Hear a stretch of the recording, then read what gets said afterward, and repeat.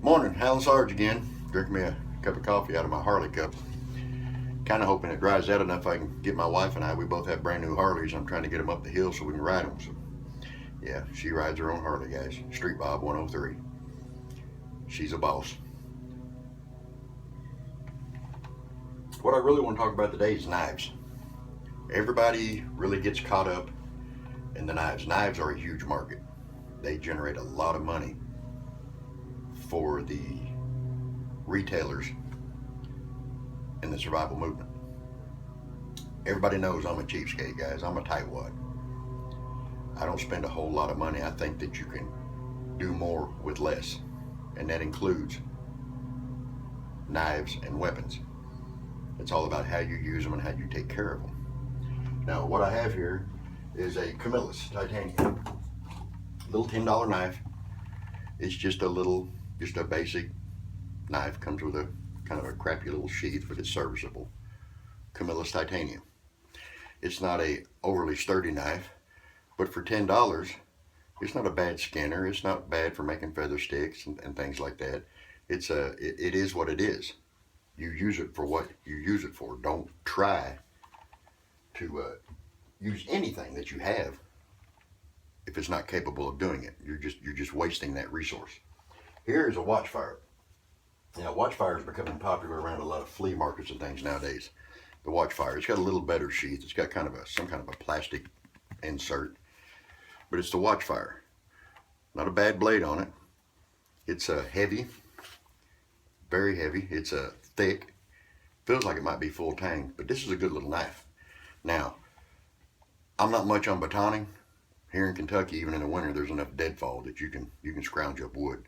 But if you had to baton, I wouldn't care to try it with this one. This one actually feels like it might be able to take it.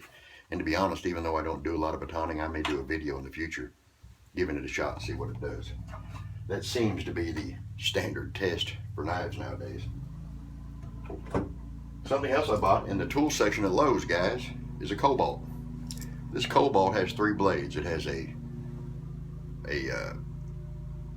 box knife, box cutter on it, serrated blade, and just a regular blade.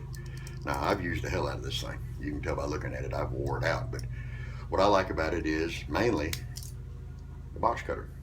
It's great for skinning. It's great for making feather sticks. I mean, it's very useful, and you can buy a box of replacement blades cheap. So you've always got a really super sharp blade handy. 15 bucks, guys, at Lowe's. Cobalt.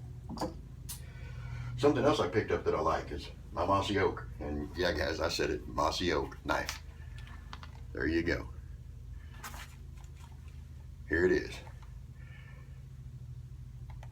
Good knife for the money, $19. Heavy, feels like it has a full tang in it. If not, then it's just very well built, but it's a good chopper, good and heavy. I'm not much on the serrated blades. I think it's more for looks than it is for function. They just tend to get in my way, but I like the Mossy Oak for $19. It's a good little knife. Again, these are just alternatives. A lot of times what I do, especially if a knife has a snap, a flimsy snap, which you'll get on a lot of your cheaper knives, I like to take these little buttons, put them on here. I can tighten it up and hold it on. That complements the snap. That keeps it from falling out on me. But the Mossy Oak for $19, guys, Walmart special. Come on, save a buck. Something I ran across that I'm proud of, and I'm not going to use this unless it's just an extreme situation. This would be more of a personal defense fighting blade for me. A 1909 German bayonet. Look at the blade on that thing.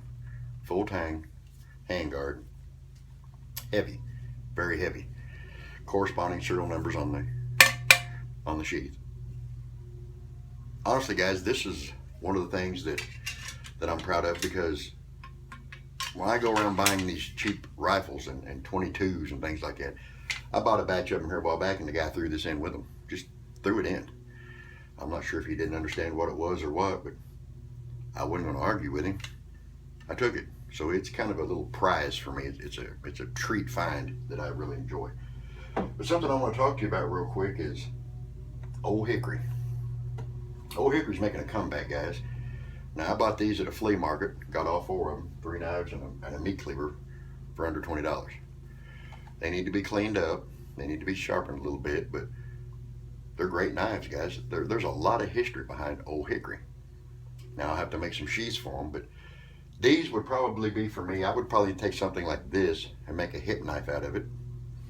And then I would probably take the rest of them and just put them into a kit for meat processing. Here's the meat cleaver. Again, not super thin, full tang. It's got some good weight to it. It would be a good chopper or a good meat processor, which is probably what I'll use it for. I try not to do a lot of chopping with my blades. I mean, there's times you have to. Survival requires certain things. But Old Hickory, it's making a comeback. I'm gonna give them a shot, see how they work. For the money, hey, it's well worth a try. So again, just don't get caught up in the whole marketing scheme. Don't be trying to keep up with the Joneses. Don't go out and buy stuff just because everybody else has it and you have to be cool. Use your head. Get the best bang for your buck, especially if you're trying to outfit more than one person, because you can go broke quick, guys, trying to do that. And honestly, you have to do that. You have to have everyone geared up, trained up, and ready to roll. So I go cheap, guys. I use them for what they're meant for. I use them, I don't abuse them. So these knives, they suit me fine. And if you get a chance, check out some Old Hickories, guys. Give them a shot. See what you think. I like them. I'm going to try them.